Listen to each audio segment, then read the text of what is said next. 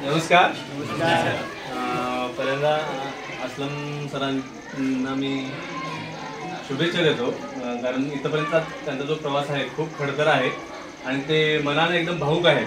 एखादी गोष्ट त्यांनी मनावर घेतली तर ती पूर्ण क्षमतेने कशी तडीत जाईल, मग तिथं मला काय कोणाचं ऐकून घ्यावं लागतंय किंवा काय रोष माझ्यावर येतोय असा ते अजिबात विचार करत नाही. असा त्यांचा स्वभाव आहे. मला खूप भावतोय तो. त्यातून पहिल्यांदा त्यांचं खूप शुभेच्छा देतो तुम्हाला.